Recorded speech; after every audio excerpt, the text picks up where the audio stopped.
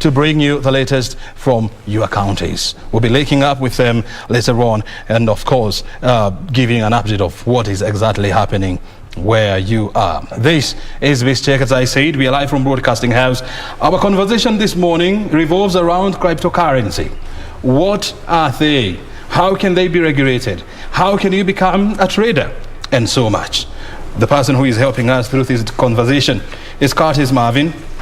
He's the head of retail business at Top Earners Market Limited. And of course, later on, we'll also be talking to Ian Mvula, the CEO of TE Markets. He'll be joining us virtually from South Africa. That is in Johannesburg, South Africa. So this is a conversation that definitely you want to get yourself involved in. And let's get straight into the topic. Curtis, thank you very much indeed for finding time to be with us here. Thank you so much for having me. It's a pleasure. Very good. You're one of the players in this market of crypto trading. First of all, help people understand what qualifies to be called a cryptocurrency. Okay, I will just describe that in layman's language of or what is cryptocurrency. Assuming you and I are supposed to go to Europe for a vacation, and then we saw some good deal somewhere that if we do it in 8 hours, we get 20% discount. You make your payments and it fails to go through. I make my own payments, it goes through. Then later on you come and ask me what happened. It's because I answer you, it's because I used a coin called XTEM, a type of cryptocurrency, to make payments. You will ask me, what is that? So cryptocurrency simply is a digital currency that uses the blockchain technology as a medium of exchange. There you are, throwing everybody else now into a spin. Blockchain technology, big words. Help people understand what is blockchain technology. All right. Blockchain technology is a series of blocks joined together that records information like who is sending the money, who are you sending the money to, how much are you sending, recording it into a ledger that is displayed outside there for other crypto players. So what am I trying to say? This type of blockchain is decentralized, meaning there is no third-party interference, like the banks, the central banks with different governments. Sorry, I heard you say that most of the regulators are still grappling with that. And so it's because of the nature of there is no third-party interference. That is what makes it decentralized. Yeah. Who can trade in digital currencies? Any enthusiast can trade. You can trade, I can trade. Yes. What do I need? You simply need to spot, you open an online account with some of the market players outside there. Of course, you need to do your due diligence before you do that, because there's a lot of people talking about cryptocurrency becoming a scam of late. Yes. Yeah. So you're talking about somebody doing a due diligence. How do you do a due diligence in a market where regulations are still scarce and are scattered? Okay, that's a very nice question for you to ask. Number one, this is a myth, or rather a misconception that has been coming around that cryptocurrency is a scam. So to answer that, I need to address that. Any person who is tech savvy is supposed to actually really do due diligence and know. Most of the companies that are coming up with cryptocurrencies, rather during their initial coin offering, they do not give us the user cases why they need people to buy this type of coins. And that is why it's very evident for you before you get into cryptocurrency, you need to do your due diligence. Yeah. So how do you then conduct a due diligence on who is offering, real transactions? Because in a world where scammers are growing by the minute, and these are not just your average scammers, these are sophisticated people, with tremendous amount of knowledge on how to wiggle out detections by regulators and security apparatus. So how do you afford to do proper due diligence until you get to a point where you say, I have exhausted any research that I can, and I have confirmed that TE is a genuine trader? Okay. For example, right now, Africa, there's the first coin that was launched in Africa called the Extemp coin. And this Extemp coin, its user case is this. During the private sale, people are getting this coin because it's going to be used as the medium of exchange in the African consolidated exchange that you were talking about earlier. But if someone brings out a coin to you, or rather a cryptocurrency that does not have a user case, then you should put your antennas high. That is getting into a scam. You get where I'm coming from? Yeah. So every coin that is being launched outside there during the ICO and everything, they need to give you the user case. If there's no user case, then that's a scam. So that's the number one tip that I'm giving potential investors or the tech-savvy people outside there who are looking into getting into the crypto market. Yeah. And in this case, who is a user case? The user case is, how is this coin going to be used? How is it going to be used? Yeah, I want to invest in the coin. How is it going to be used? Now, I will just give a very brief example, like the coin that the TE Markets Limited is launching, called the Extemp coin. It's going to be the driver, the medium of exchange in tradable assets within the consolidated exchange that I'm talking about. So, for example, once this comes up and we are able to list certain products, if this is the coin that is going to provide the liquidity. And therefore, at least at this point, you already know very well that the coin itself, it's going to be of use. And so as an investor, you should take part in that. What of if I told you that I'm having a coin, or I've come up with a smart chain or a blockchain technology, that I'm not able to use? How am I going to use it? How is it going to benefit the investors? Yes. You see, Kenya is one of the top 5 digital currency markets here in Africa, and you know, the trading the volumes are growing by the day. You know, as more people join the crypto craze, and so how in this kind of a market whereby, you know, the regulations are not well defined, and where there are some hints of regulations, you know, they are scattered and they're not, you know, well structured. So how do we as a country avoid a situation whereby the local market is populated by scammers? Okay, I understand the kind of questions, the question you're arriving at. How secure is it for Kenyans to invest in this kind of technology? It's very simple. I know that most of the regulators are still not having the jurisdiction around it, but this is it. These particular coins have value, and therefore I can encourage Kenyans or other investors within the country to take part in this, because this has also been used to buy goods and services online, and so it makes it have a value. You understand? So in as much as there's no regulation around it, you know, people like the head of Microsoft, that is Bill Gates and Elon Musk, they also embrace this coin because it's safe. In that, because I talked about the blockchain technology and how it works, it's safe. So because you're not able to hack into it, it's secure. Yeah.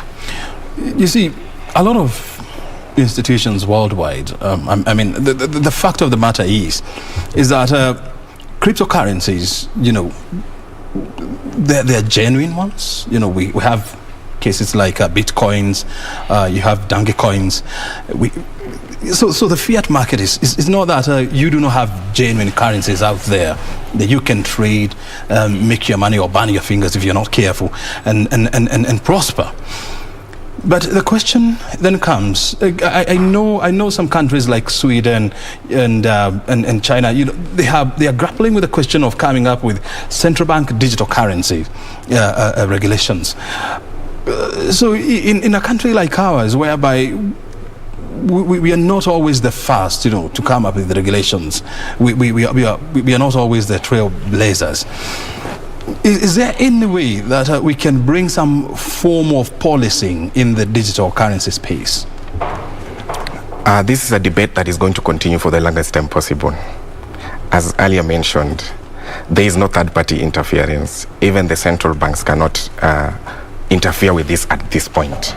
And therefore, the beauty about the cryptocurrency, when there's no this interference, then there's no delay in transactions. I don't know if you understand where I'm coming from. There are no delay in transactions. And if The delays are caused by the interference, such as there's a limit on your transaction. You're not able to transact because maybe there's a bug in the system. But for now, I don't think it's something. Even big countries like the US are still grappling with that. So the regulation, I know it's something very tricky to understand, but hoping so in the future that the regulator can come in and try and regulate such kind of market. But for now, where I stand, I don't think it's possible. Yeah. And how are cryptos going to compete in an environment whereby, you know, even countries are coming up with their own e-coins? For example, you have EU1, you have a Facebook DM. How are they going to compete against each other? I think they're going to coexist. They're not actually really going to compete against one another. The competition here is how fast can you transact. Yes. But for now, they're still coexisting. They're still coexisting? Yeah. And they will continue? And they will continue to coexist. It's the same as other fiat currencies, cryptocurrencies. They still exist. Why? I'm a crypto enthusiast. I'm a crypto investor. But I still need the fiat currency. So you understand. How long have you been trading in digital currencies? Generally in the financial markets, I've been there for 5 years. 5 years? Yeah. But when did you develop an eye for digital currencies? It's been 3 years now. 3 years now? Yeah. You've made good money? Yeah, I've made some money.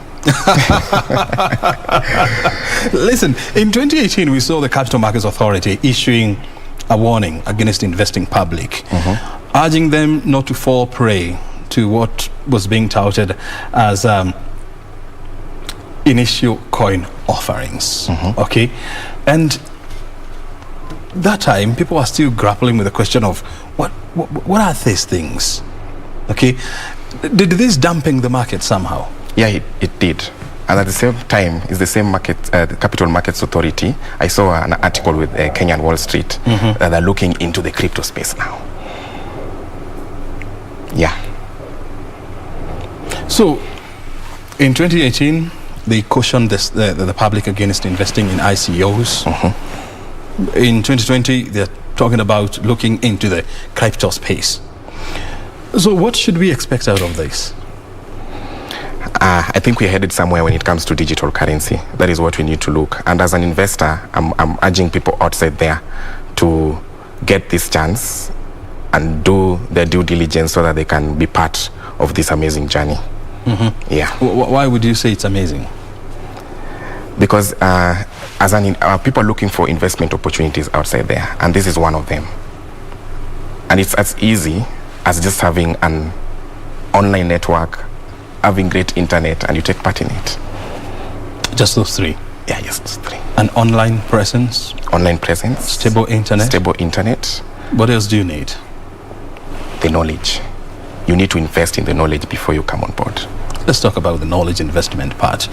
How do you invest in knowledge, and how do you define knowledge, good knowledge? I mentioned earlier, good knowledge is, first of all, you need to do proper background check on the company that you're going to invest with. Good knowledge is, do you understand how it works?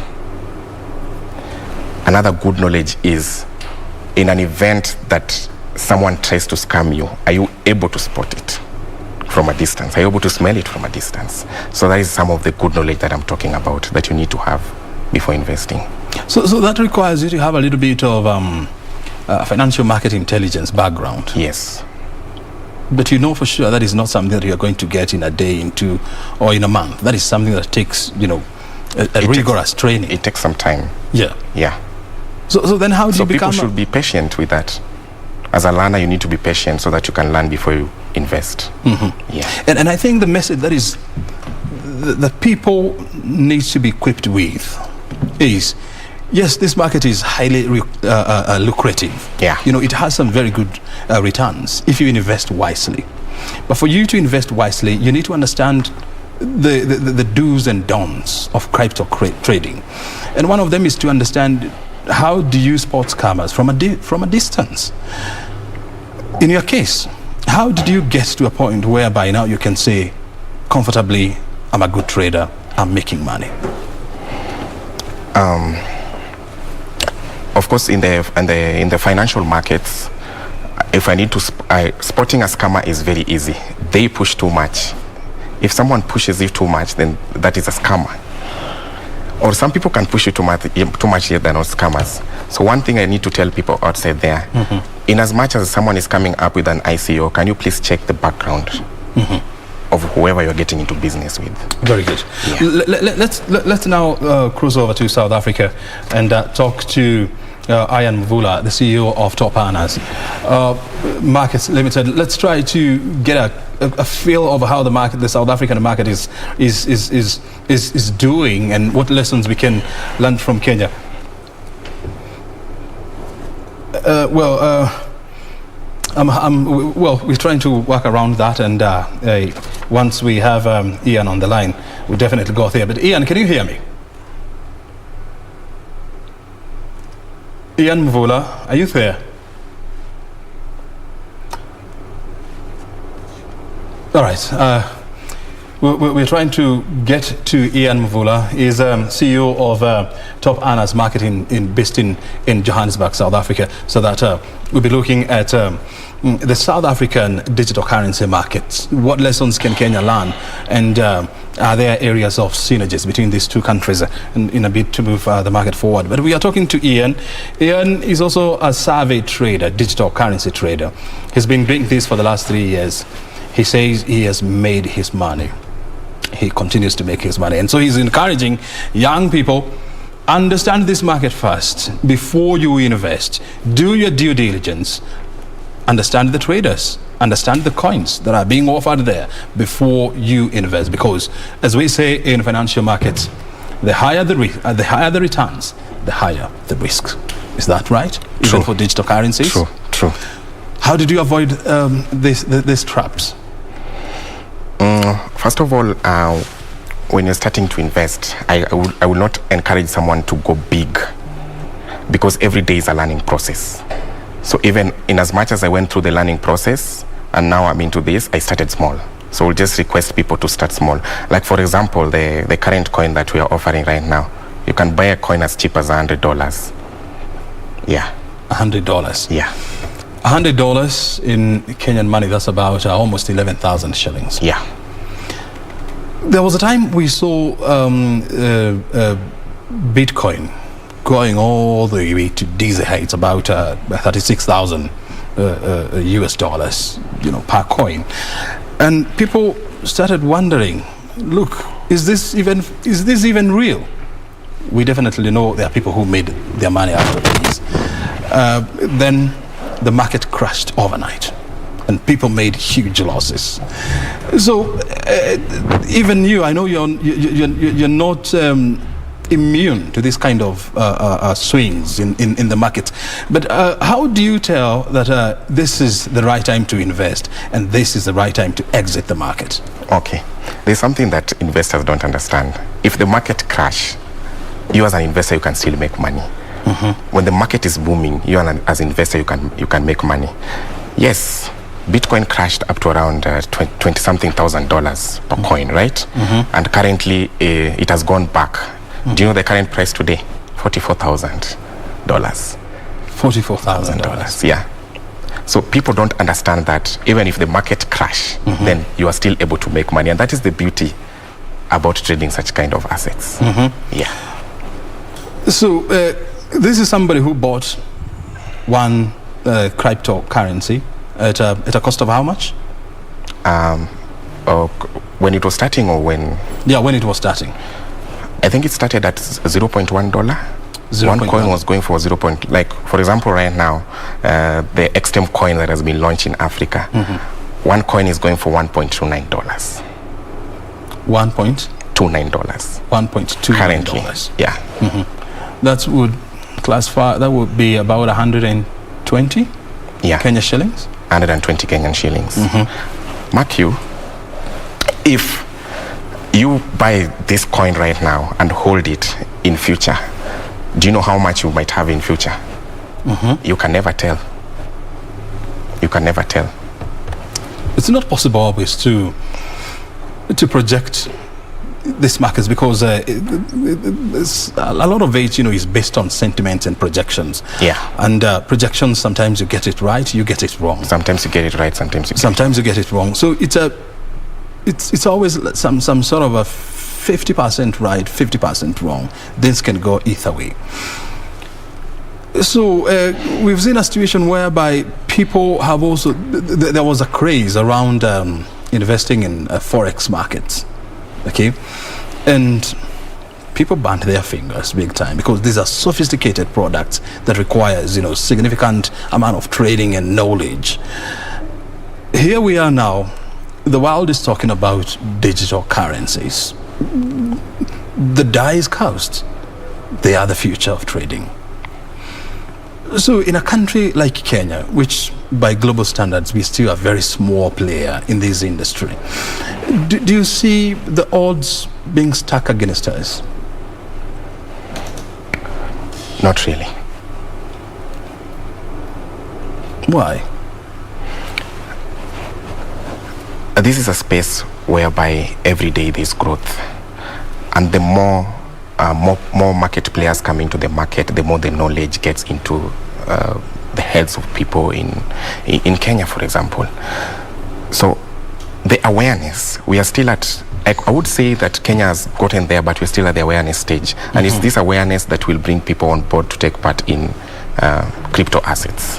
Yeah. You see, Kenyans, we like to ride on anything that will bring us money, that something that will give us returns. We are entrepreneurial, in nature. I'll be coming back to you to help us understand how do we train our people to become better traders going forward. All right. We're talking to Curtis Marvin. He's the head of retail at Top Earners Markets. And the discussion that we're having this morning is around the digital currency.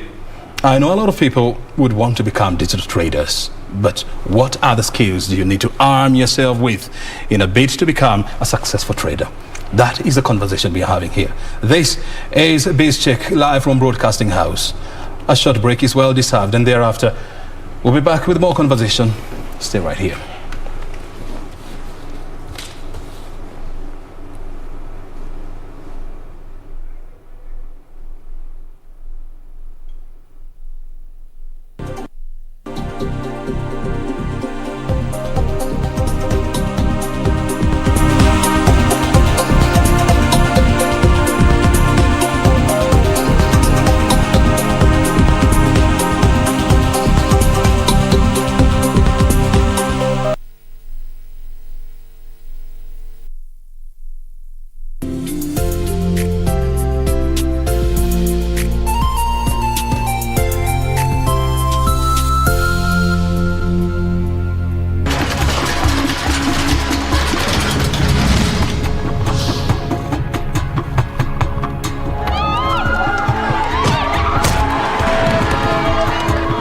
Kutafuta job na hakuna. Unafikiria mimi nasikiaje? Mimi nimeumia shingo, siwezi hata kufight. Hata unaweza na kubox. Listen, hakuna mwanamke asha participate kwa underground fights. Mimi ndiye nitakuwa first.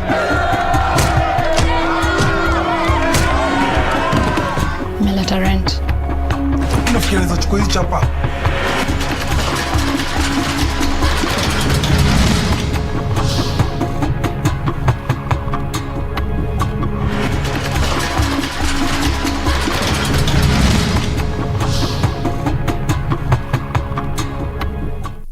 Amarte de una forma diferente, de otro modo. You cannot do a thing to get Max out of jail if the real murderer hasn't been identified yet.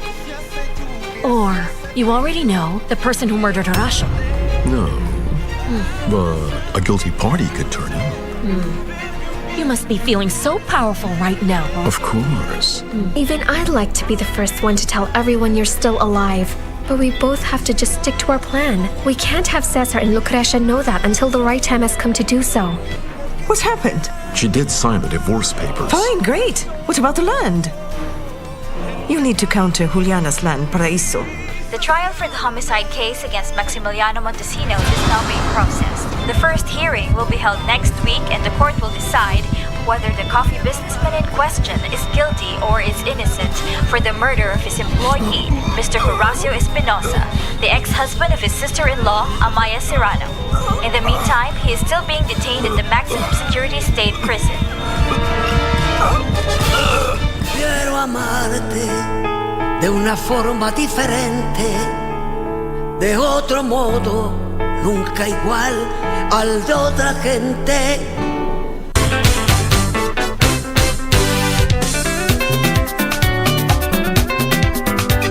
Hayawi huwa mbiu ya mgambo imelia, na kwa kawaida ikilia kuna jambo.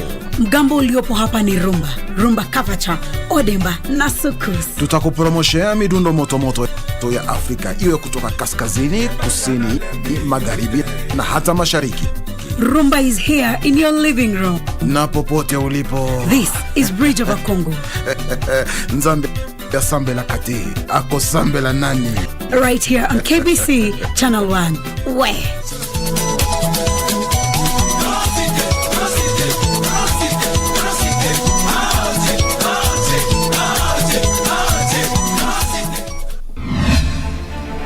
My name is Fayaz Qureshi. After a long spell, I'm back and ready to grace your screens. This Saturday, I will take you through the weekend's newsmakers and conversation with a Kenyan legend on their work and life. Tune in to the Legends Edition this and every Saturday at 9 p.m. on KBC Channel 1.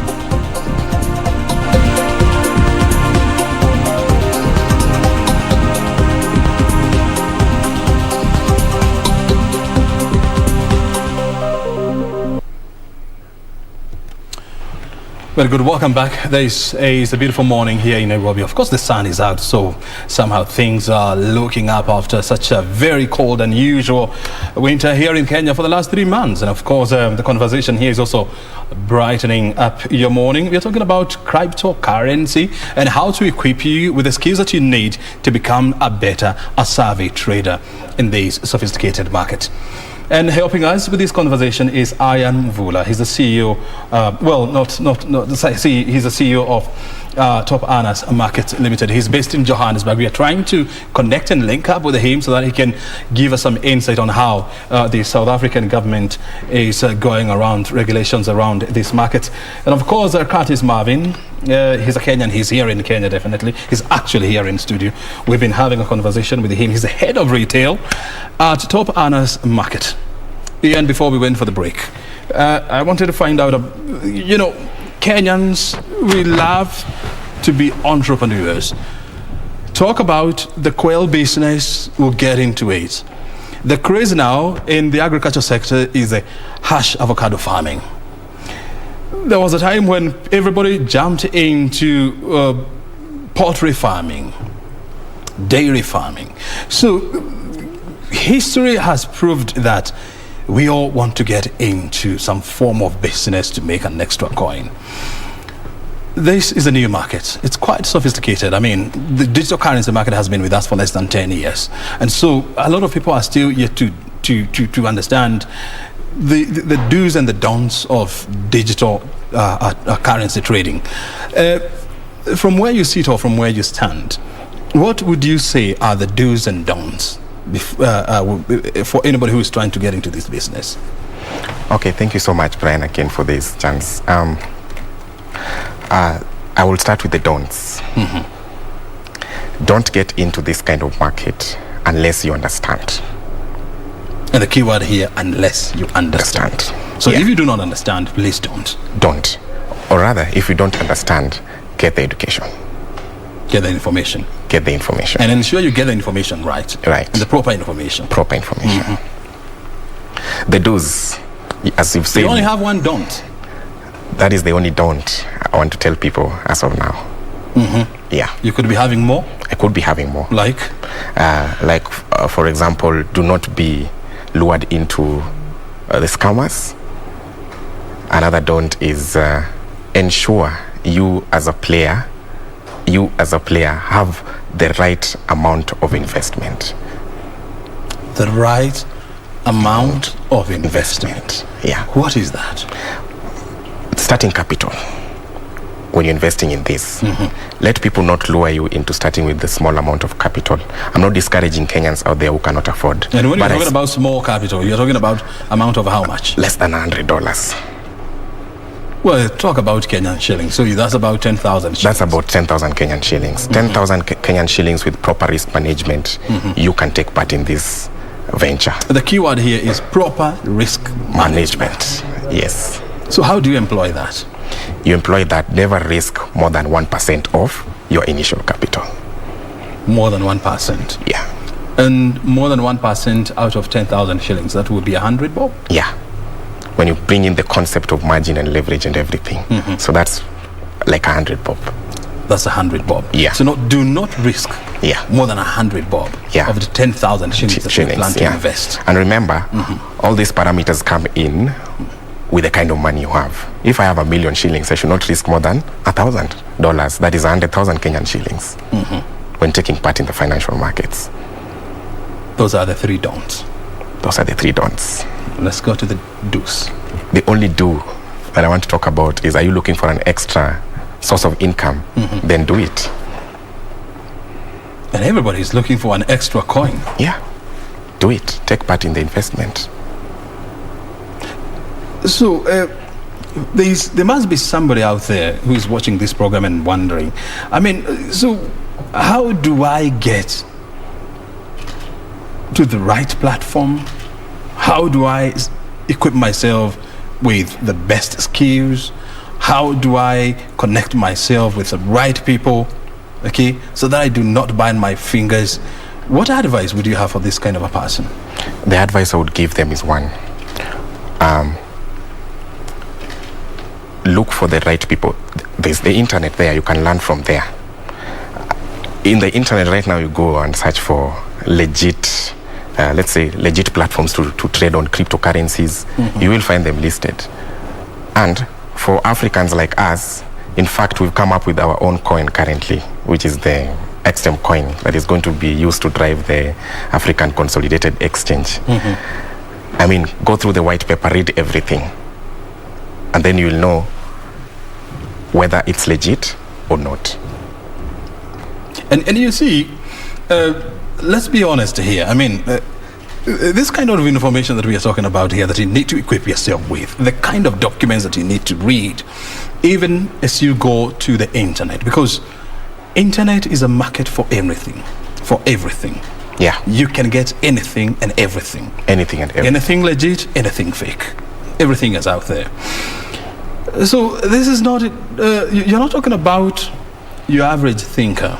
You're talking about somebody who is sophisticated enough to understand what are white paper concepts, what are regulations, what are rules, what are laws governing these things. And so from where you sit or from where you stand, who qualifies to call himself or herself a digital trader? What level of education, what level of knowledge do you need before now you can qualify, before you can now, pop up the champagne bottle and say, hey, finally? You need the top-notch knowledge. Top-notch knowledge is one.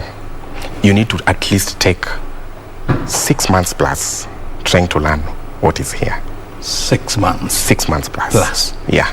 And plus could be 1 year, 2 years. 2 years, yeah, depending on your level of understanding. And level of interest as well. And level of interest. So, after that, now you're good to go. After that, you're good to go. So, how I have armed myself with this knowledge? I know which currency to invest in. I know which company trader, to invest. Which trader do I invest in? Then, and I have secured my 15,000 shillings that I would want to invest. Correct. Where do I go from there? Now you open an account. And opening an account, of course, these companies also have rules that guide people on how to open an account. We are not going to use, the reason why you need to open an account and a KYC needs to be done to you is because we need to know who is also investing. So I'm bringing in a new concept. We also need to know who is investing. Who is investing? Yeah. Very good. You've brought in the issue of KYC.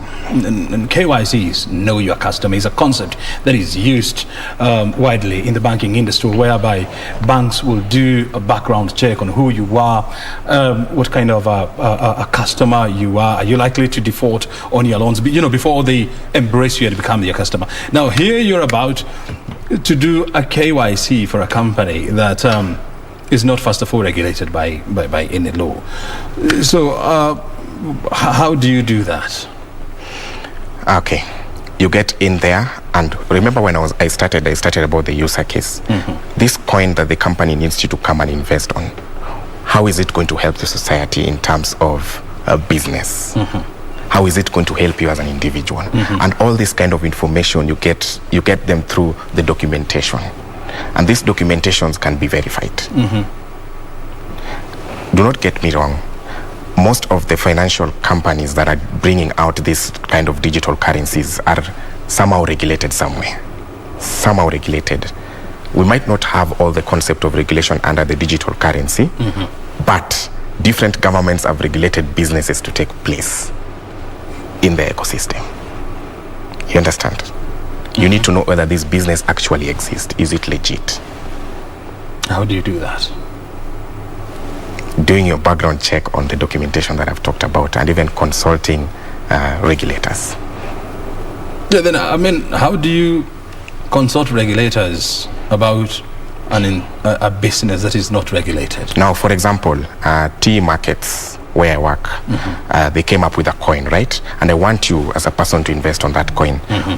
We are regulated under the Seychelles. Yeah. Seychelles? Yeah, St. Vincent, and also in South Africa. So what you need to do is, we are bringing in a product that has not been regulated, but generally we are regulated. So you're regulated, you're operating in a market in Kenya where there are no regulations, but you're registered in countries where there are regulations. But even when you're talking about regulations in Seychelles, in St. Vincent, and in South Africa, even these countries, they don't have what you would call proper regulations around cryptocurrencies. They have a little bit of patchwork on regulations, so they do not have well-crafted and well-defined regulations around cryptocurrencies. So in a situation like this, how do I get to know? What will give you the investor confidence is at least the person providing that service is under other financial systems and has been regulated. Like top earners, are you in any other trading platform? Yes. We do forex trading. Forex trading, online? Yeah, online trading. Yes. So you are also in that space? We are also in that space. Yes. Let's talk about this currency that you're talking about that is being launched in. You talked about the crypto we traded $1.25. $29. Currently it's going there. The private sale is currently going for $1.29.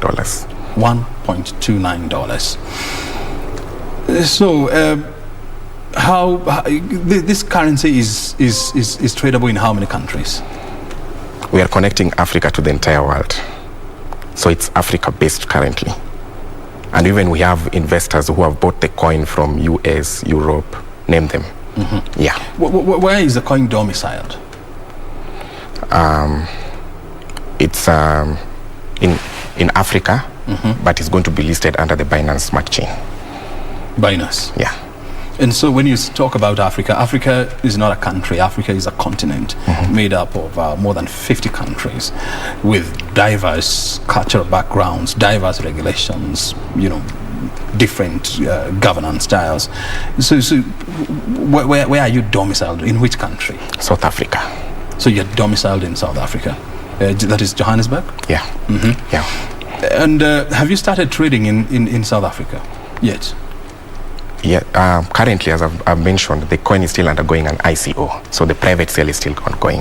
That is why I was talking about the user case. The user case of this coin is after we get the liquidity from it, we'll be able to use this under the SX, which is one of the products of TE Markets Limited. So SX is your new platform? SX is going to, coming soon, a platform that is going to bring in together all the African commodities, African exotics, African derivatives into one platform.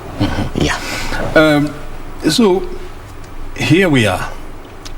Right now, the currency is not. I mean, the currency is not yet available in the market because it is still, the private sale is ongoing.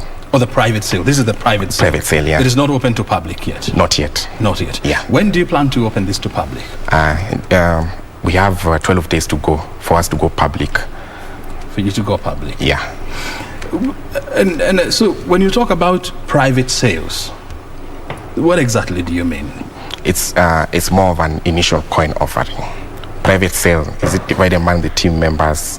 Whoever is interested right now to hold the coin when it's as cheap as $1.29. When you go public, of course, some people will still be able to afford it. But remember, there's a point that this coin is going to have something called a coin ban. Coin ban means we are not going to be able to sell any more units. The maximum units that are going to be sold outside there is 500 million. 500 million. Yeah. And remember, this cuts across all cryptocurrencies. They have to have a maximum of the units or the tokens that they will sell. Yeah. Yeah. So you're talking about 500 units and 500 million units. 500 million units. Yeah. And Africa alone, you have a population of 1.2 billion people. So even if each African was to buy one coin, you still have about 700 million Africans still left out. You know, they are willing to buy, but they cannot buy. Good question. So, how are you going to ensure that you are talking about an African coin, okay, that wants to go to the world? How are you, first of all, going to ensure that, you know, Africans themselves, you know, they embrace this concept of this crypto? Because the idea is already here to bring all commodities or rather all traded assets into one exchange. That is how they're going to benefit using this coin. And you're asking about the difference that is remaining between the 700 million. Now, once we hit the 500 million units, now the coin will be going around, like circulating among investors. You get the gist? Yeah. So it will get to a point whereby O'Brien can buy this currency from Ian at some point when the public offering finally hits the market. And you're talking about 12 days from now. In the round, before we get there, what are you doing in the space between now and the 12 days to ensure that you get your documentation right here in Kenya? Okay. Thanks around that, but we were having the discussion with the CEO yesterday, a few days ago. Already there's Which this CEO? From South Africa. Okay, Ian. Yeah, Ian Vula. I think he's about to join us. Yeah, so we are looking around getting regulation in the capital markets. But remember, they also still don't have the laws to regulate cryptocurrency. So we are getting the existing. And then from there, and remember, it's the market players that can help the regulators also get the regulations that is needed for the market. Yeah. You are talking about engaging the markets regulator, that is the Capital Markets Authority. You know, to come up with some form of regulations before around crypto. Around crypto. Before, and also borrowing. Yeah. No, they can't regulate the crypto right now. I'm saying after we get the license, because remember, we're not only providing the coin as a service. we're also providing other products. And those other products, like the foreign exchange, the trading of other tradable assets like commodities, we have regulation around that. So once we get that license, then the regulator, together with other market players who are also looking into crypto regulation and also borrowing from other regulations, will come together and try. Remember, I told you most governments are still grappling with regulating the crypto, which is a debate that is going to continue for quite some time. Yeah. And you have, so you're talking about applying for a license to issue an ICO or an initial coin offering, right? I'm talking about we are applying for a license so that we can come and give the investor confidence in Kenya, whereby, remember, it's TE Markets Limited. The XTEM coin or the cryptocurrency that we are offering is part of the products that we offer. So if they see that we're regulated on other aspects, then they would really want to come on board at least. Are you licensed to offer forex trading services? Yes. By CMA? No, not currently. That is the license that we are now acquiring. So you are acquiring a license to start operations around online trading. Online trading. Yeah. So you still do not have that license at this point. At this point, yeah. And in a country whereby, you know, getting that kind of a license, you know, can take layers of months because of the back and forwards and the background checks that the regulators have to do. How confident are you that you're going to get that license before the 12 days are over? The 12 days were for the end of the private sale on the coin. That was the coin specifically. But now you ask me a question of the company getting a license to operate in Kenya legally as providing part of the financial instruments that are tradable. Yes, that one we are getting. Well, you have applied to get. We've already applied to get it. You're not sure that you'll get it? We will get it. Well, I mean, you can't confidently say that. That is a decision that has to be made by CMA. The CMA, yeah. So it's a question of applying and waiting. Applying and waiting, yes. And definitely you cannot start trading before you are licensed. I mean, you'll be engaging in an illegality, you know, within the Republic of Kenya. Within the Republic of Kenya. It's not allowed for you to trade with financial institutions that are not regulated. These semi-financial institutions could be regulated elsewhere, but it's not advisable according to the Kenyan laws. That one I understand, and I concur with that. Well, it's not a question of it's not advisable. It is illegal. It is illegal. It is a crime, actually. Yeah. You know, to operate without duly being licensed by the regulators. And regulators, we are talking about the Capital Markets Authority. We are talking about the Central Bank of Kenya. You know, you have to get their license before you are allowed to, you know, to offer financial services in the Kenyan market. In the Kenyan market, yeah. When did you apply for the license? It's been, it was applied like 2 months ago. Yeah. Yeah. 2 months ago. Yeah. And I believe this is a conversation that you usually have with CMA and other players to get to understand how far you before finally you can be given the license. As per your last engagement with them, where is this process stuck? I'm not in that panel currently, so I cannot say that currently. Yeah. So it's proper to say that as per now, you are a prospective company that wants to get into the business of online forex trading, and once you get that license, now you can also embark on cryptocurrency trading. Yes. You don't think that will take a bit of time before that happens? I can't say how much time it will take. It might take some time. It might be short duration, depending on what the CMA thinks or what they know after doing a background check on the company. So if it comes, well and good, we get into business. But anyway, if it doesn't, we work with what we have currently. And what you have currently is what? The licenses that I mentioned to you earlier. Yeah. But you as things stand now, you know, TE Limited, I mean, you do not have any license from the Kenyan regulators? No, we are seeking to have one.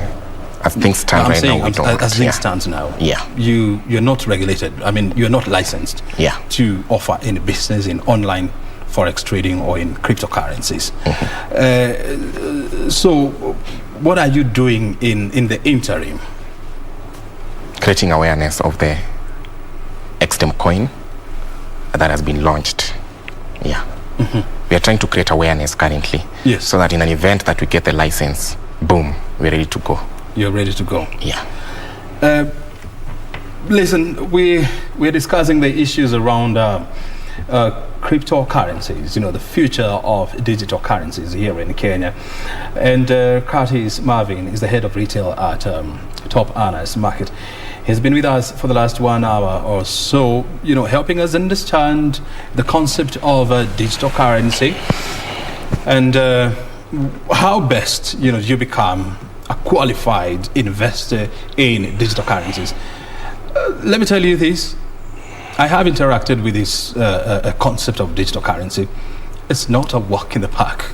You need tremendous amount of knowledge. You need to equip yourself with the relevant information, knowledge, and of course connect with the right people, because if you're not careful, there are millions of scammers out there waiting for that coin that you have in your pocket to grab it and run. So the golden rule is do your research, and do your research. We're still trying to connect with Ian Mvula. He's the CEO of GE Markets Limited. He's based in Johannesburg, and of course we'll be trying to see how the two markets compare, Kenya and South Africa. They are, one would say they are at par, even though they have different lessons that each country can learn, from the experience of the other country. And that is the conversation that we seek to be having. But in studio, we continue with our conversation here with Ian, with Curtis, as we try to get in touch with Ian in South Africa. So, we do not... Look, we're talking about applying for a license, to be granted the license to operate or to get into the space of online forex trading in Kenya. And mind you, we have only 3 players that are licensed.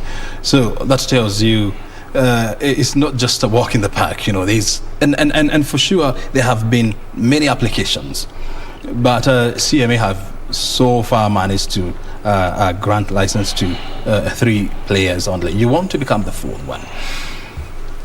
Help us understand how difficult is it to be granted that license? What are the requirements, first of all? It's very difficult to get the license if you don't have all the requirements. And I will just mention a few requirements that are required. You'll first of all need to have a physical location. You need to have... Do you have that yet? Of course, everything is in the process. So even setting up a physical office is work in progress. It's work in progress. Yeah. Just to give the investors confidence outside there, the reason why we are trying to acquire this type of license is to give them the confidence that we are within the country. You always know what has happened in Kenya before. So many investors come into the country and then they end up running away with investor money, right? And that is not what we are looking, and that is why people came around the regulation aspect of it. Yeah. And keep going. Okay, and there are so many requirements. I cannot have the list right now, but to get that license, there are so many requirements. And I believe for ourselves, or rather the company that I work for, we have all it takes. To get the license. But Curtis, I mean, for any company that is willing to open its services in a foreign country, even as you apply for a license, the first thing to do is to set up a physical office so that people would walk in and confirm there is a company that is in operation. It is waiting, licensing, but there's a physical office, there is a CEO or there's an MD or GM or whoever there are workers there. There are people there who can talk to me. You are yet to get to that point. Yes, I'm yet to get to that point. So how are you telling people that we are a company? Yes, we are a company. Now, I just want to give you the physical location of the office where the work is currently ongoing. Yes. Prism Towers, 22nd floor. There is where we're going to get our office. And actually, as we speak, when I tell you work in progress, it means that is where you are planning. Yeah, planning to get. We've been working for the company, and actually in Kenya we have so many staff, by the way. Very good. Let's now take a dash to South Africa, Johannesburg, and link with Ian Vula, the CEO of TE Markets. Ian, if you can hear me, good morning, and how is Johannesburg? Good morning, and thank you for having me. Johannesburg is good. The weather improving. I think we're creeping into summer in a few weeks from now. Maybe even just 3 weeks from now. In summer. Well, we could say the same here in Kenya. I mean, it's been very, very cold in the last 3 or 4 months, but somehow the sunshine is creeping out, and you do not know how happy we are to see sunshine finally. But that is beside the point here. We are here with Curtis, and our conversation has been around the digital currency market here in Kenya. Bearing in mind that Kenya is one of the leading digital currency traders in Africa, where South Africa would be considered to be the leading, but the jury is still out. Who is the leader between South Africa and Nigeria? First of all, can you describe to us how is the digital currency market in South Africa? Well, it's a growing trend. The digital currency market in South Africa is huge. The regulators here are busy putting up a program to regulate operators in this space. So it's not out there yet, but I think there is even one big bank that is already developing an exchange that will be operating here in SA. But insofar as regulation, that is about to come. There's already sentiments of even policing how much crypto comes into the country and exchanged through the non-exchanges that are quite popular here in South Africa.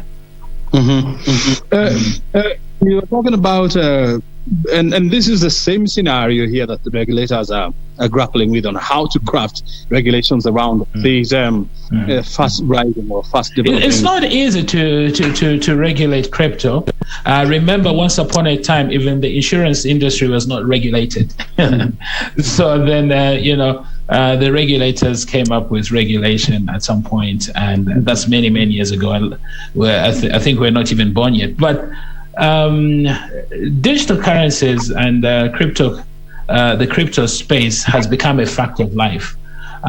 In just a few years from now, I think we're going to see the key players on the African continent adopting, and I'm talking about governments here, going digital in a few years. My prediction is not more than 5 years. We're definitely going to see that.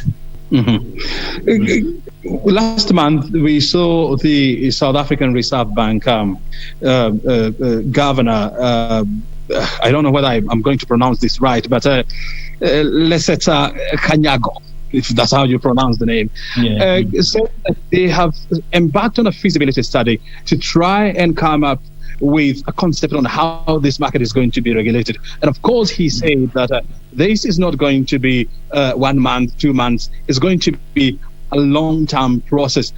So in a whereby the regulations are still scanned, how is the market regulating itself? Okay, first of all, thank you for using that word. First of all, companies like ourselves or players like ourselves are self-regulating. We adhere to strict rules of KYCs. We want to know who our clients are, source of funds. We regulate the amount of crypto deposits or withdrawals one can make, and stuff like that. So self-regulation has become a norm for those players that are preparing themselves for regulation.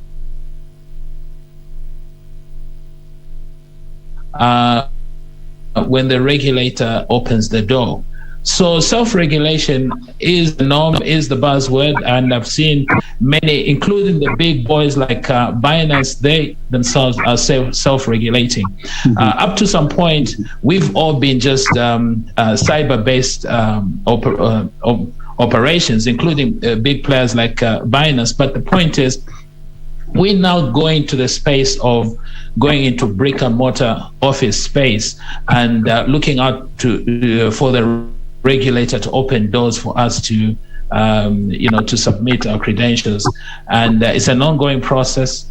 And we've placed applications with the key markets and the key regulators, and I do hope that in the coming months.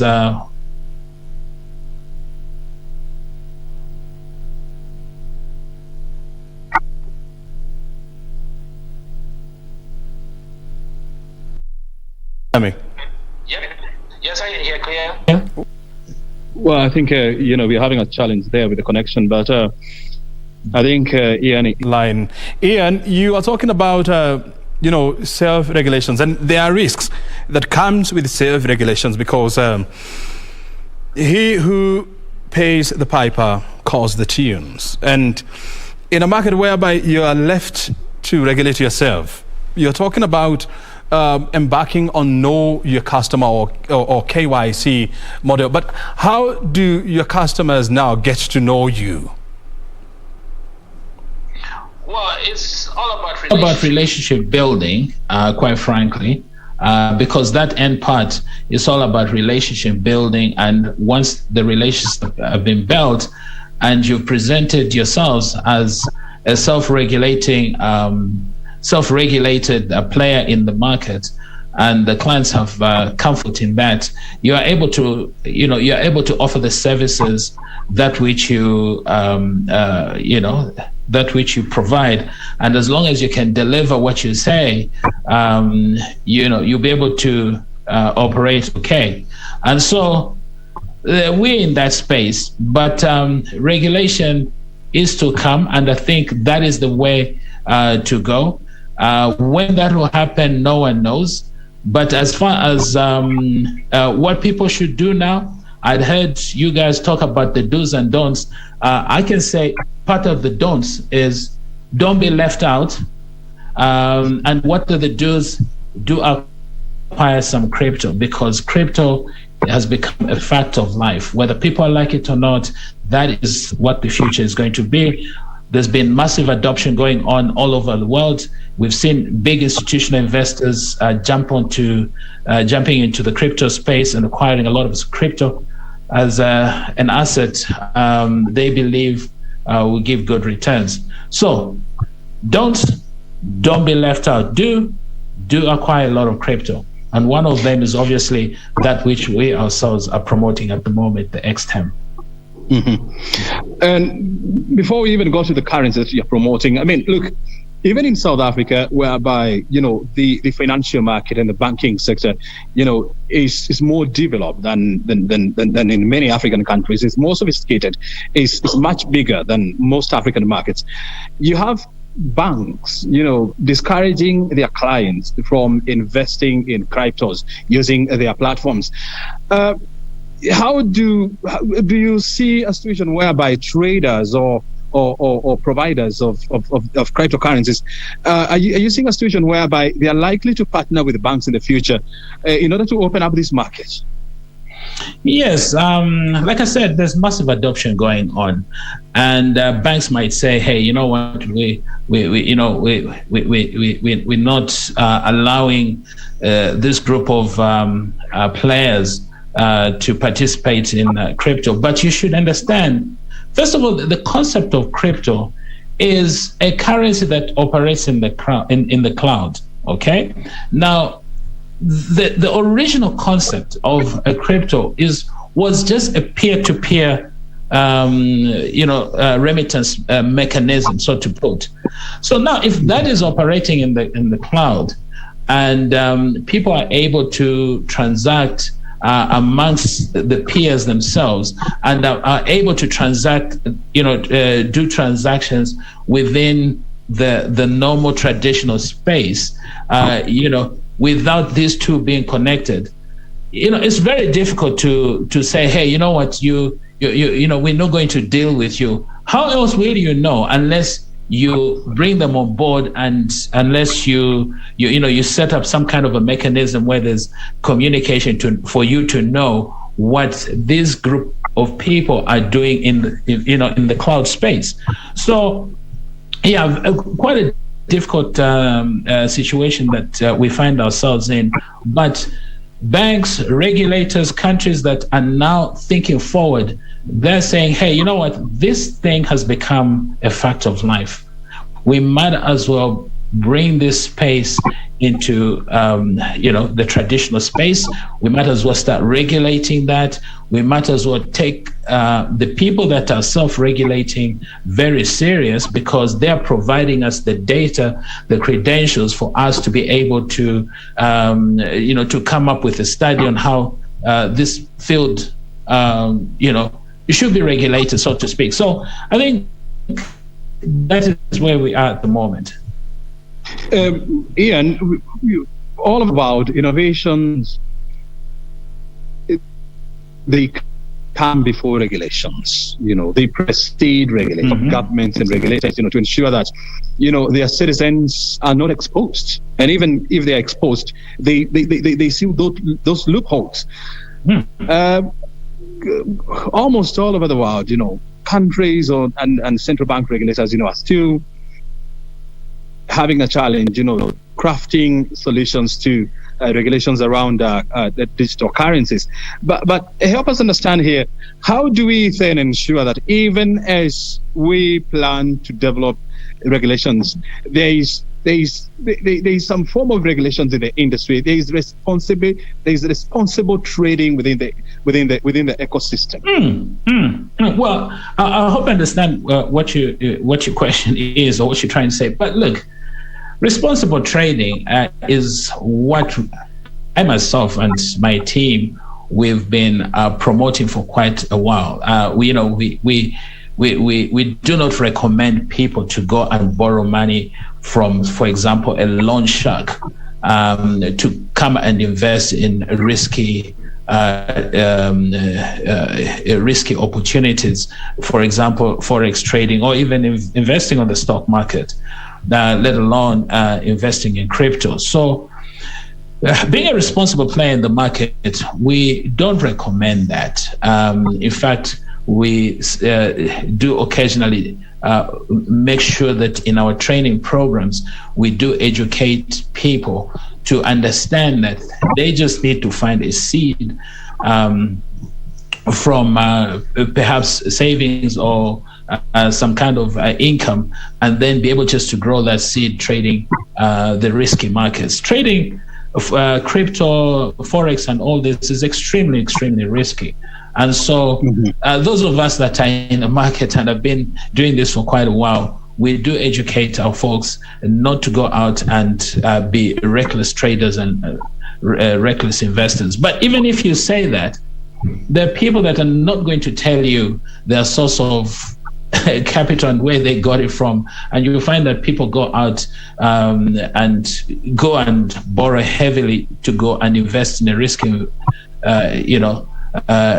asset, and anything can happen. And we've seen sometimes the crypto plummet 20-30% overnight, and then someone's capital is wiped out, more especially if they were margin trading.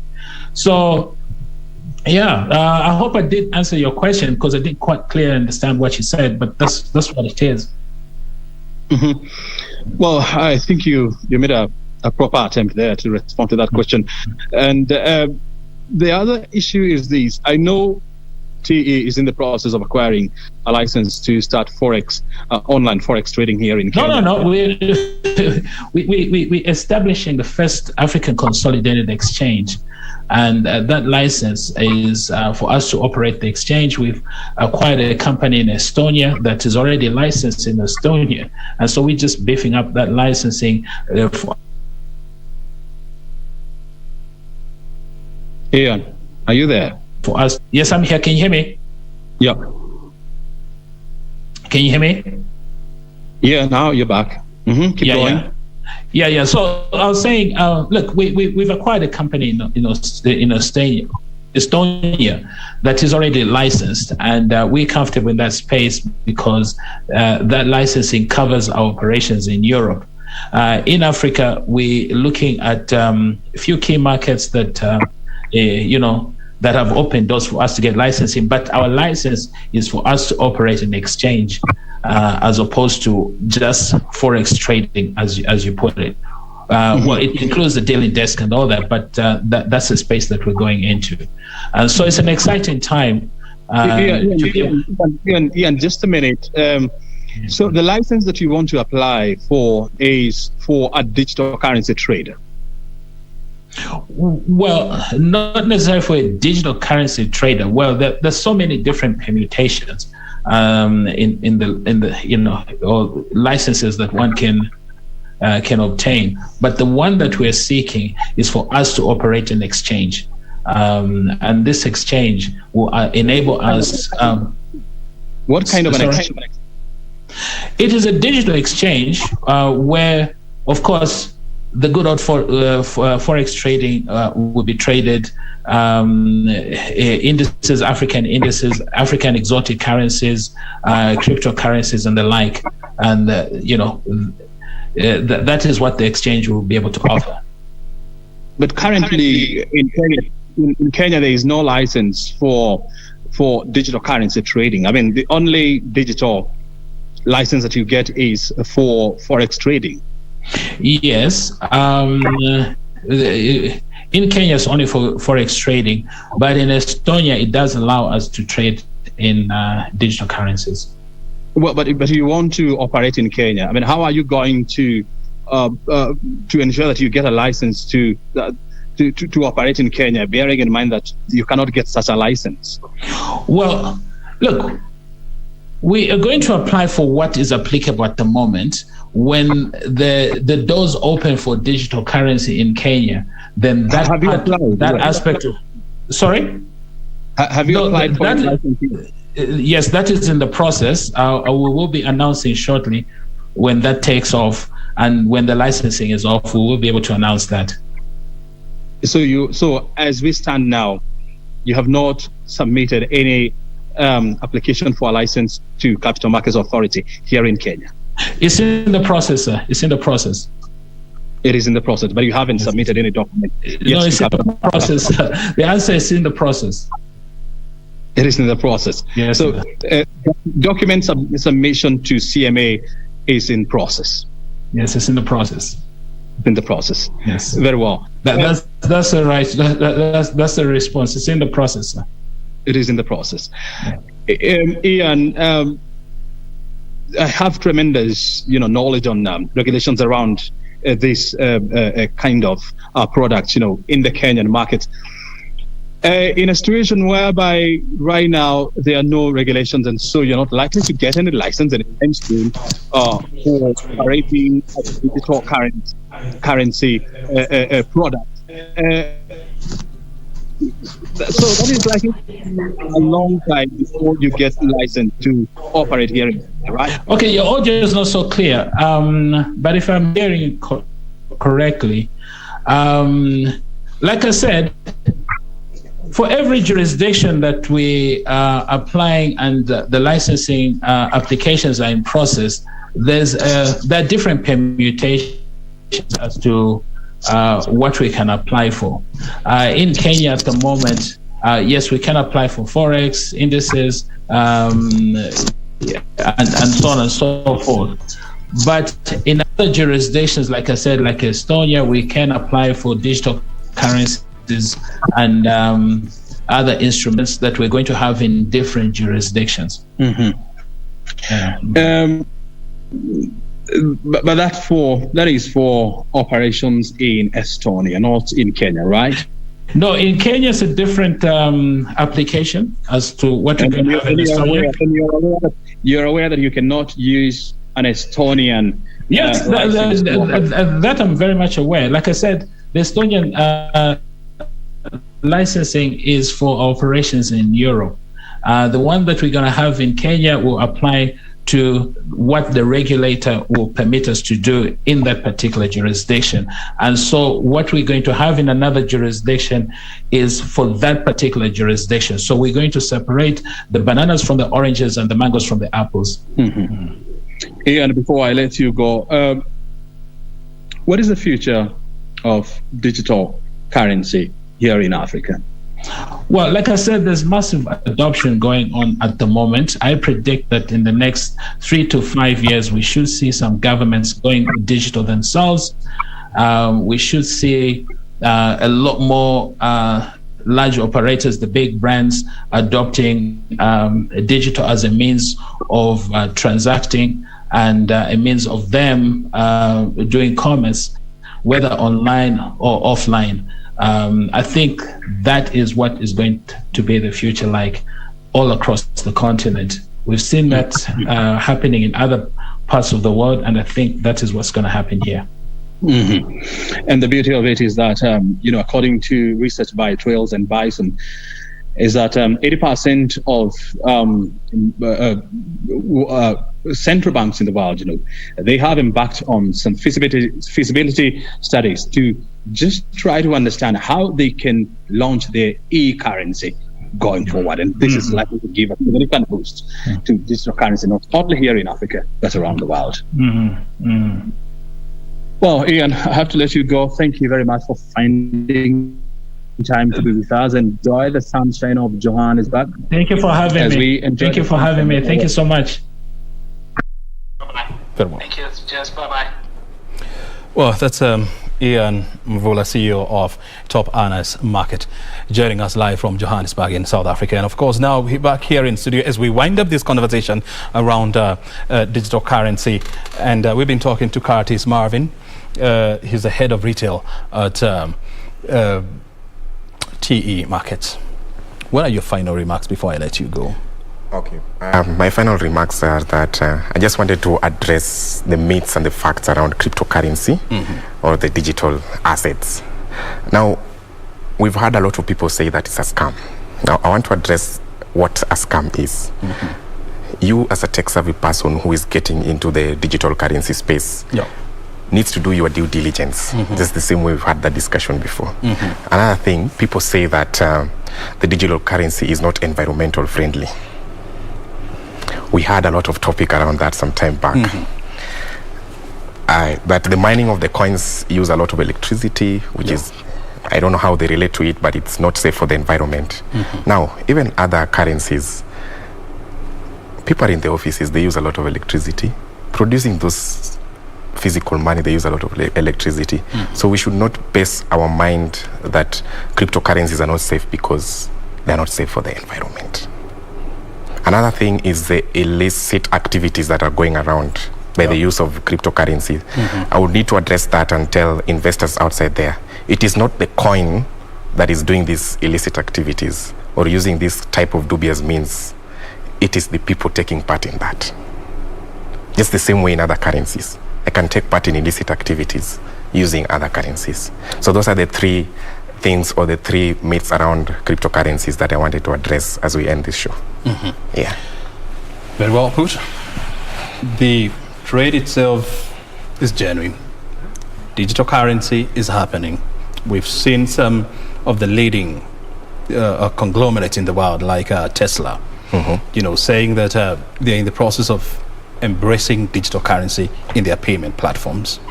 This is just one of the many companies that are embracing digital currency. We also talked about Facebook, DM. We've talked about China, coming up with their Microsoft. Microsoft is the same. China, already they have e-yuan. And so this is a market that is going to grow. The issue is how to regulate this market to ensure that you have genuine traders and you are not exposing your population or your people to scammers and because there are very many on the internet. Well, Curtis, I have to let you go. Thank you very much for your time. Our time is up for this conversation. Otherwise, it was great having you on this show. Thank you so much for having me. It was a pleasure. Thank you. Well. Okay. Well, it is my hope and belief that you have acquired yourself some knowledge or two about digital trading, but that is not enough. You still need to do a lot of research, a lot of reading, and a lot of connections before you can finally say, hooray, I'm there. This is Bizcheck. Our conversation is coming up next. The next conversation will revolve around developing a strategic plan for your business. Interesting enough, 2 out of 10 companies have strategic plan. The question is, how comes the uptake of strategic planning is so low among corporate Kenya? That is the conversation we're having next after the break.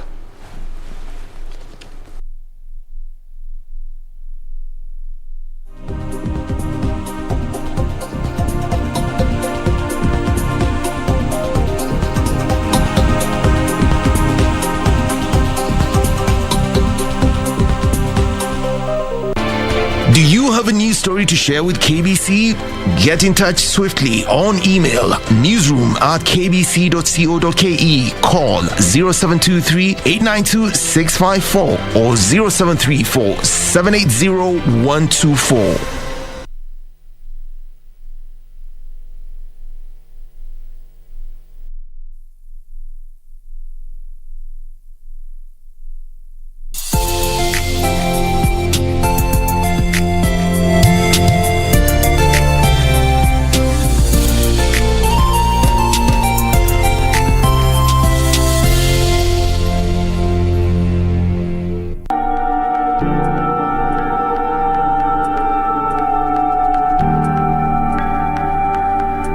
Guksa amekuchapia story yote ya benefits za dad kwa kampuni alikuwa anafanya job.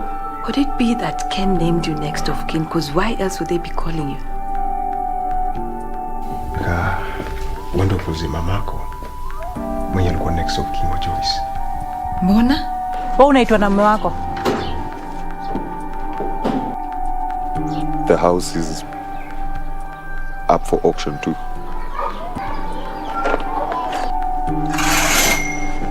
Get up. What? Unaonyesha nini mtoto? She has the worst hangover of her life. I think it's time upatie our safe space. Be positive. You don't even have a job.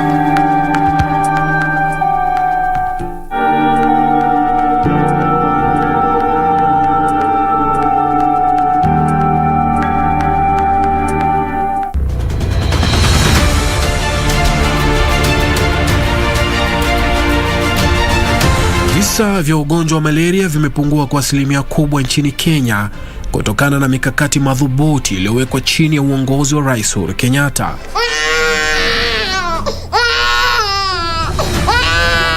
Wiki hii kwenye Project 254, if we do not address malaria and take decisive actions to eliminate it, we will continue to see more deaths from this easily preventable disease.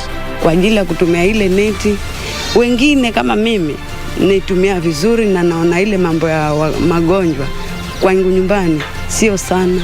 Wakati mwingi huko nyuma nilikuwa naugua malaria kwa sana, na nilikuwa natibiwa, bado inarejelea tu.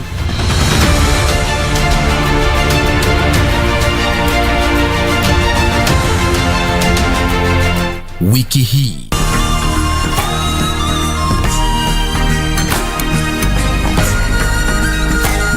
talking about animals, look ahead of buffalo. This week on Surura, hii kazi mimi leo ninafanya. We take you on a journey from farm to shop. Rock climbing. My toes feel like sand needles. We'll also get your adrenaline pumping with a rigorous activity. You can get lost here easily, yeah? You get to find out what conservancies actually do. Expand my mind. And yes, that's all coming right up on Surura. Find your adventure.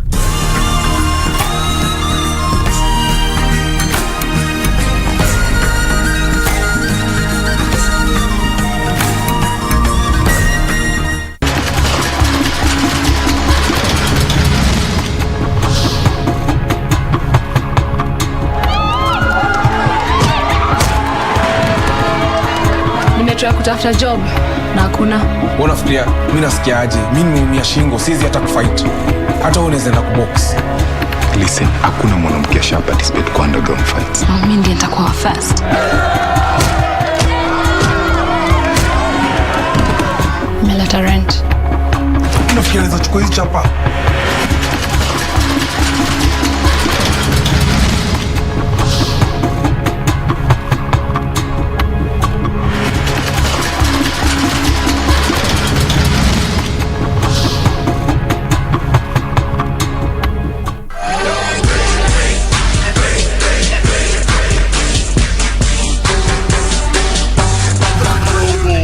Dealers in violence, and we've shown you and everybody else that we make the rules. So you have a challenge for us that we accept. And it's Callahan and L.A. Park for all the marbles. Oh, it's Stanford L.A. Park, who is your new #1 contender.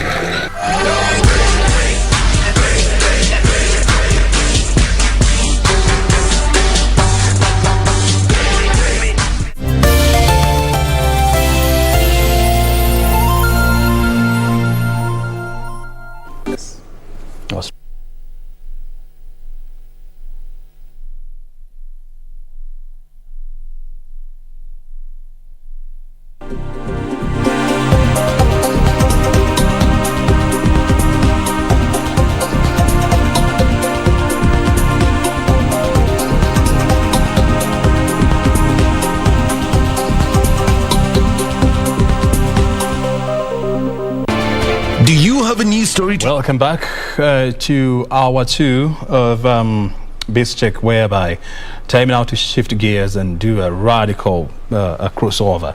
We've been discussing cryptocurrencies. Time now to discuss strategic planning. Did you ever know that out of 10 SMEs in Kenya, only 2 have a well-defined strategic plan? Did you ever know that? In business, we say, failing to plan is planning to fail. And so this morning, we want to discuss the business of strategic planning in business. Why is it critical to the success of your company? Why is it important to have a strategic plan going forward? That is the conversation we want to have here. And guess who is joining us this morning? This is Chris Odongo.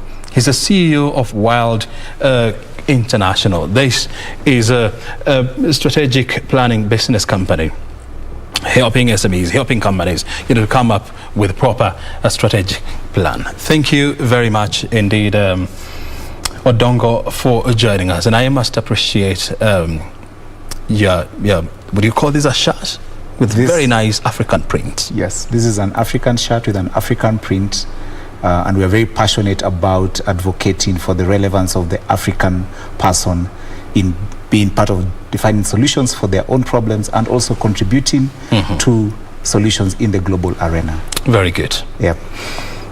Let's hit the ground running. Why is it important to have a strategic plan for any business? So think about it like this. You are going into business and you want to be able to know how to succeed in the market. You want to be able to know how to win in the market. And not only do you want to know that, you want your team members to also know that as well. And so any business, for it to succeed, must have a strategy, because you are going to ask yourself, there's a market opportunity, there's a customer, there is a need that I want to meet, and I want to succeed in meeting that need. So you want to have a strategy for meeting that particular need. Let's just talk about a basic business, okay? Matatu business. You have to have a strategy of what time shall I put my matatu on the road, if you're the driver of that matatu, so that I get the customers? Which bus stop shall I position myself at so that I get the most number of customers? And it's as simple as that. But at that particular point, it's an undocumented strategy. It's in the mind of the driver and in the mind of the conductor. And they know where they need to be at 6:30 a.m. in the morning. Position themselves strategically so that when the customer is leaving their house, the door of the matatu is right aligned to where the customer is entering. And that's a strategy. But then when you come into SME world, you know, you're coming into a business that has employees, you're coming into a business that has managers, you're coming into a business that has customers. And at that particular point, that business is a bit more complex. And so your strategy is not as simple as parking your bus next to the estate. Your strategy is a bit more complex because you're thinking, who is my customer? Where do I get my customer? What is my customer doing with my product? What is my customer using my services for? And therefore then how do I position myself in a way that I am serving this customer as efficiently and as effectively as possible? And then beyond that, how do I make sure that I'm serving as many customers as I can possibly serve so that I can be able to grow my business? And then the part of documenting it is moving it from the mind of the entrepreneur and putting it on paper so that other people can be able to see it, can be able to read it, and then can be able to implement it. And eventually, after 1 year, we can come back and ask ourselves, we promised ourselves this is the strategy we are going to do this year. Therefore, then, have we done it? Have we achieved the results? And do we need to change it? So if you're reviewing it from a documented perspective, it's easy. Big organizations have what they call minutes. Why do they have minutes? So that we do not mistake what we said.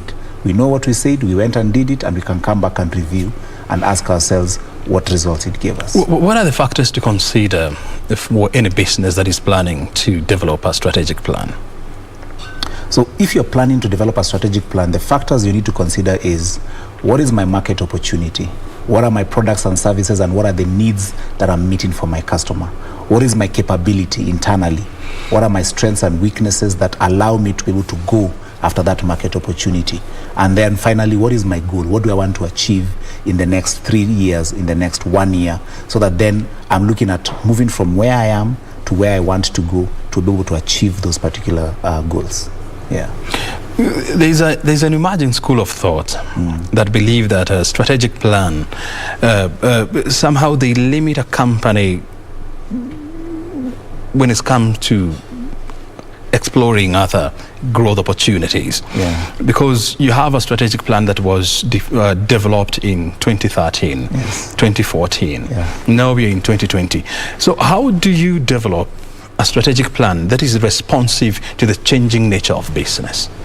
That's a very good question, because if you developed a strategic plan in 2013 and you have not looked at that strategic plan and we're in 2020, then truly speaking, you're not in business. A good business owner is somebody who, once they develop a strategic plan, they come back and revisit it every 4 months to ask themselves, are we on track with implementing the things that we did? And what is the market telling us? And what is the feedback that we are getting? You know, last year we had COVID, all right? And think about it. Somebody had a strategy to open a hotel, and they opened a hotel in January, all right? And then in March, COVID hit and flights were cancelled. Now, would they go ahead and implement that strategy the way they had designed it? They would then be failing, you know. They need to sit back and ask themselves, now that we had this strategy, now that COVID has happened, what are we supposed to do? So you have to re-strategize. So a good business owner is not one who just does a strategic plan once and then goes ahead to implement it as if the world does not exist. A good business owner is one who, after doing their strategic plan, every so often they come and review it and re-strategize in view of changing dynamics in the market. Yeah. Okay. The question of strategic planning is a relatively new concept in Kenya. You know, whereby many companies are yet to embrace this concept of strategic planning. Is it critical to any? Is strategic planning critical to any business success? I can tell you 100% so. When we did our survey, we discovered that all the big businesses that were reporting turnovers of above 100 million reported that they had a written strategic plan. Okay, so it gave us an indication that if you're doing a big business and you want to succeed, you want to have a strategic plan. Okay, if you go to some of the listed companies in this Nairobi Stock Exchange, one of the things that they're asked for when they're going to list is, where is your strategic plan? Because it has been known time immemorial that when you have a strategic plan, then you're more likely to succeed than to fail, because you have sat down with your team and you have considered your market opportunity, you have considered your customer, you have considered your competitors, you have considered your strengths and weaknesses, and you have said, in view of this, this is our plan to succeed. And so businesses that have a strategic plan are more likely to succeed than businesses that don't have a strategic plan. Yes. What does a strategic plan say about a company? So when you don't have one, it tells us that you do not know what it takes to succeed. Or if you know what it takes to succeed, then it's in your mind and it cannot be put down on paper and shared with your employees, shared with your managers, and shared with your other constituents.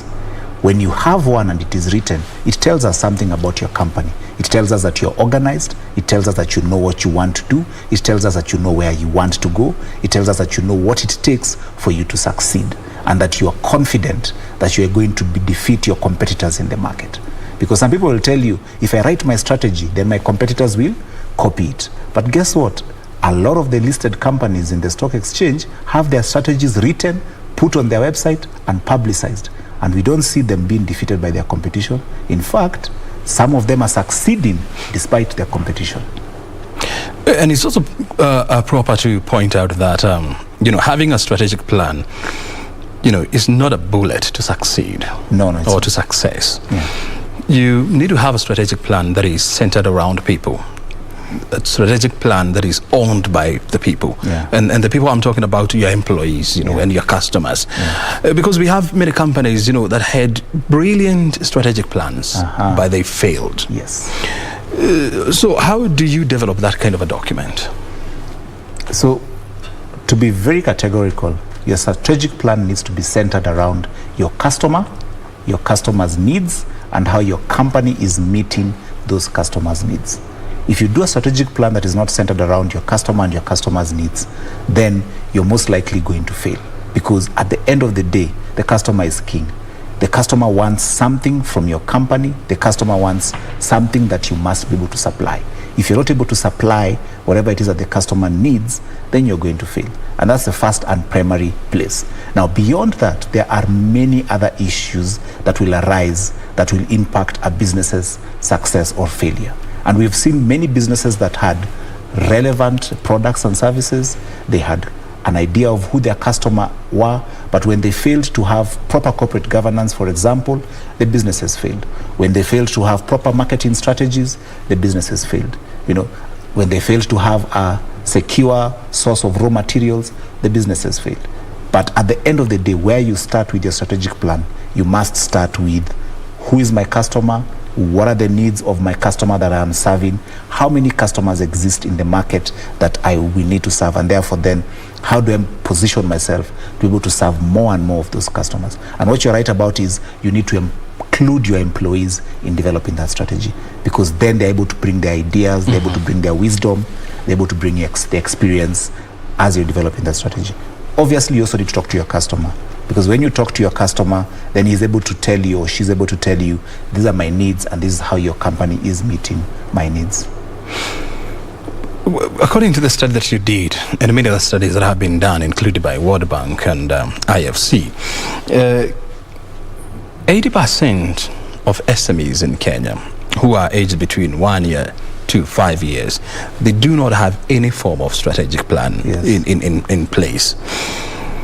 Why do you think, or from the research that you conducted, why is this number so low? I think one of the things that makes the number very low is just SMEs are not aware that they need a strategic plan. Okay, a lot of businesses are started by people who are passionate about the business or are skilled professional. So a plumber, an engineer, a lawyer, and they go and start a business, or a trader. All right, and as they start the business, they never went to a business school per se. So they are not having a presence of mind to know that they need to do a strategic plan. So that's one of the reasons.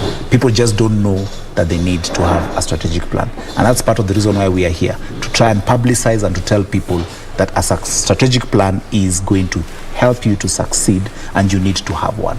Bring a lot more awareness.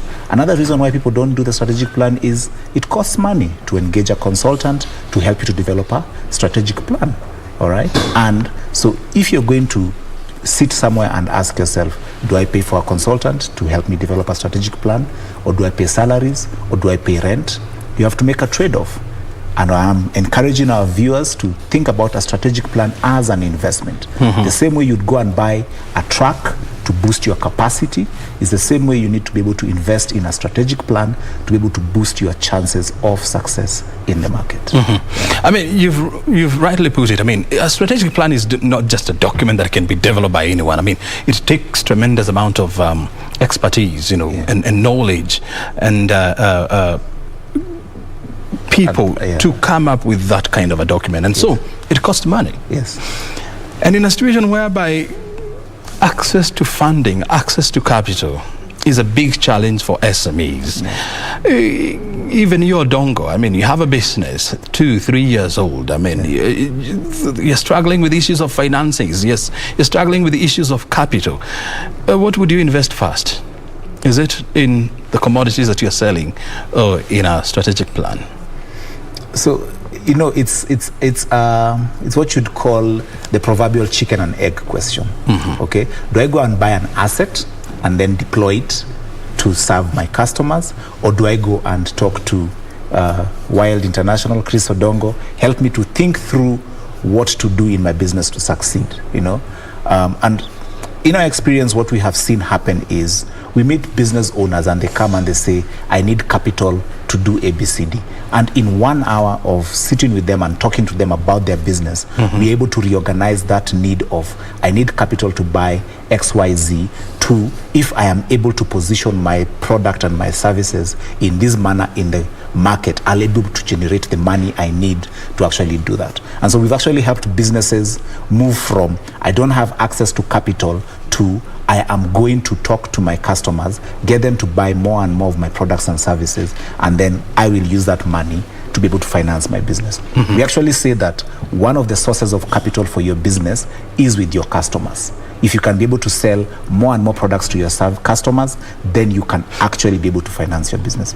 So to answer your question, I would say, go and get a strategic planning consultant, go and get them to help you develop a strategy that can get more customers coming into your business, and you will get the money to buy that truck that you want to buy. And you'll buy it cash instead of buying it as a loan.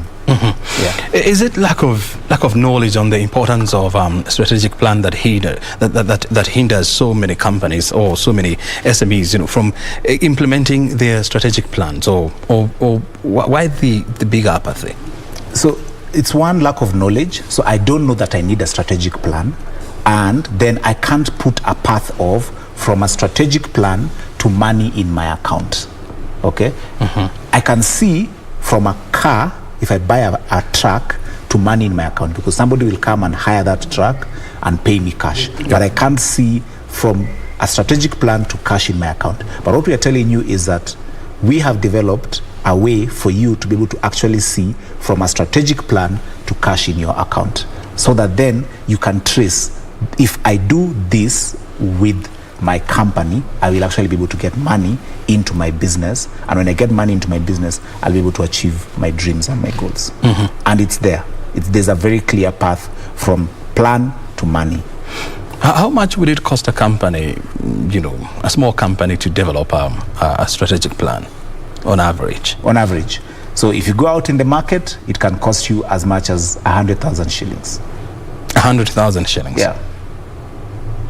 Is that on the higher side or on the lower side? That's on the average side. That is on the average side? Yes.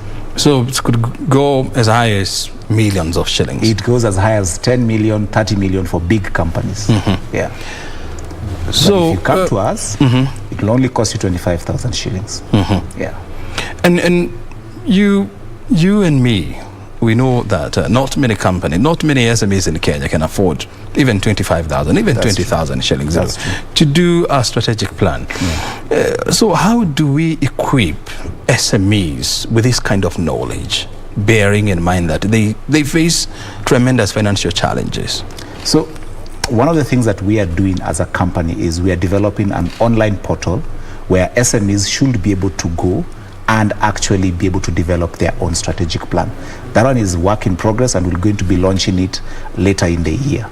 And when we launch that product, SMEs will be able to go and develop their own strategic plan right from the comfort of our website, whether they're doing it on their phone, on their laptop, or on their tablet.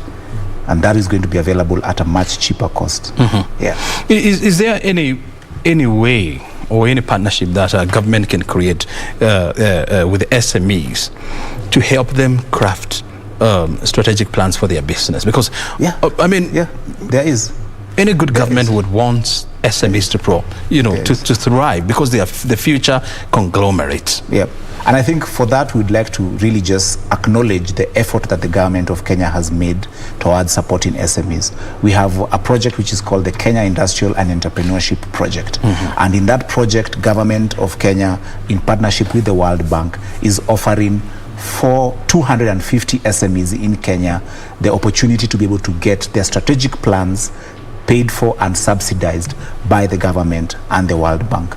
We are part of that project, and it's called the KIEP 250, KIEP 250. And in that project, as an SME, you are able to actually get the strategic planning services that you need for your company to succeed at a subsidized cost.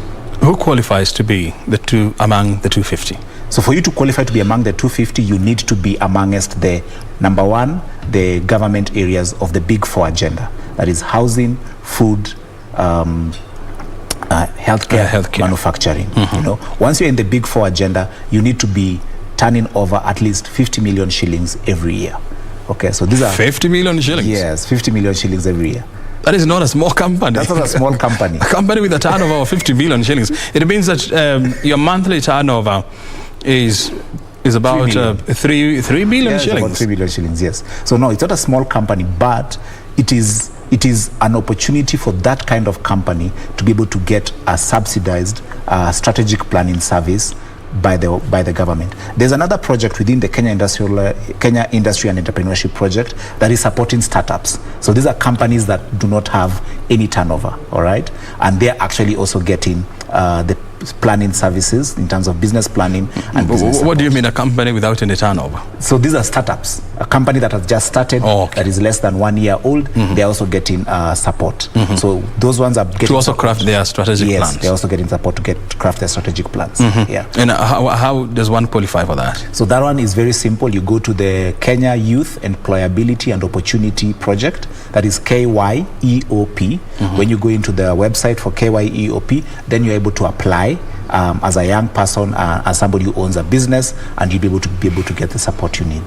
Yeah. What are the core competencies that are required for me to qualify for that? You need to have a basic business plan that you have drafted to start with, and you need to have... What is a basic business plan? A basic business plan is just a document that says, my name is so-and-so, I want to get into this kind of business, these are the customers that I'm going to be targeting, these are the things I'm going to be supplying to those customers in terms of either products or in terms of services, this is how I'm going to be able to do my business, and this is the amount of capital I require to do my business. Yeah. What else? Other than that, it's written on paper, and you do a list of, these are the people who are in the business, myself, this is my CV, this is my profile, this is what I've done, and to be able to demonstrate to the person who is selecting you that you have thought through what it is that it takes for you to succeed. Yeah.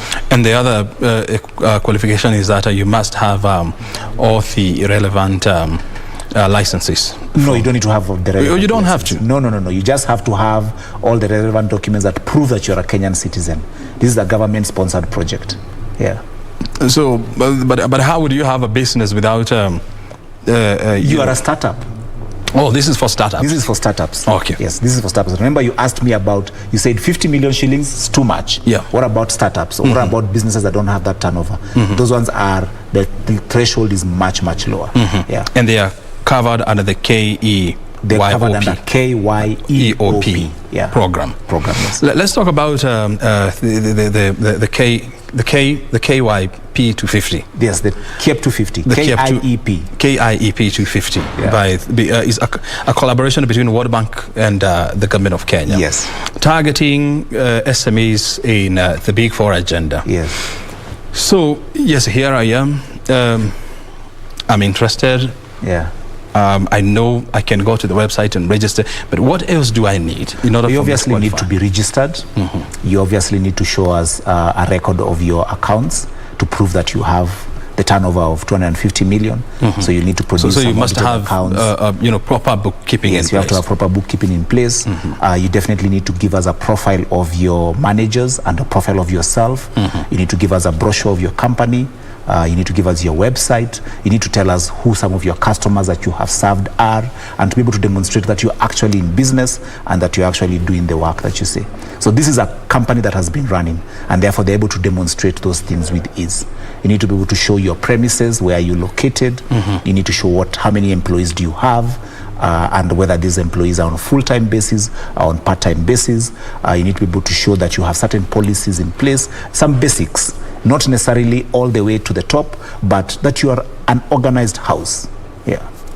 And you're in a position to do organized business. And you're able to, yes, you're in a position to do organized business, and you're actually in a position to benefit from a strategic planning service that is more organized and more competent for the business at your level. Should a business plan be cast on stones? A strategic plan and a business plan, should it be cast on stone? Never ever. Because a business is a very dynamic thing, and so when you develop your plan, it's not cast on stone. It says this year, next year, this is what we want to do, and this is where we want to go, But the market dynamics, they're always going to be changing. Now, as the market dynamics are changing, you come back and revisit your plan, and you ask yourself, how do I adjust so that I am able to move forward? One of the things that needs to be not cast on stone, but difficult to change, has to do with your core business and has to do with your identity and who you are. You can't come and develop a business plan to run a factory that produces maize meal, all right? And then in April, you come back and say, maize meal is not working. Now let's abandon maize meal. Let's get another factory to produce nails, okay? That's not going to make sense. You need to come and say, we've been producing maize meal, we are taking it to the market, and we are not being able to penetrate the market. What do we do to be able to get better customers to us? Do we enhance our marketing budget? Do we enhance our sales? That's a question you need to ask. But you don't come and say, I was doing maize meal, now I want to abandon maize meal, I want to start doing cement. Very good. Yeah. So it's a question of persistence and consistency in business. Yes. And those are key ingredients in business. Yeah. Odongo, what are your final thoughts on this topic as I let you go? So my final thoughts on this topic are, you asked me a question and you said, how much does it cost to do a strategic plan? And I want to tell the audience that we have developed a way for you to do your strategic plan in a very simple, straightforward manner that is able to connect for you from the strategic plan to money in the bank. And we are launching that next week on Thursday, on 26th of August. You can join us on our Facebook page, that is facebook.com/Wild International, and you can be able to see how we can help you to develop a strategic plan for your business. Very good. Yeah. Odongo, thank you very much indeed for finding time to be with us this morning and sharing, of course, with us your insight on how to develop a robust business plan for SMEs. All right. Well, we've been talking to Chris Odongo. He's the CEO of Wild International, helping us to understand the importance of a strategic business plan. And as I told you, in a business, it's very simple. If you fail to plan, you have planned to fail already. And if you want to thrive, then planning must become a core component of your business. SMEs, you have no option. You must embrace the concept of strategic business planning. That is the golden rule of success. O'Brien, Kimani is my name. Thank you very much indeed for finding time to be with us this morning. Coming up next is Tamurini, and I have to leave you for now. And of course, Kurunzi is also coming up after this show. Thank you for your time. Good afternoon.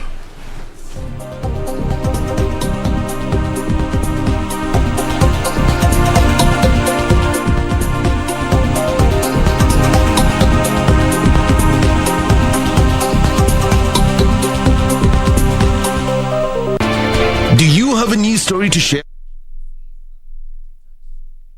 Email newsroom@kbc.co.ke. Call 0723-892-654 or 0734-780-124.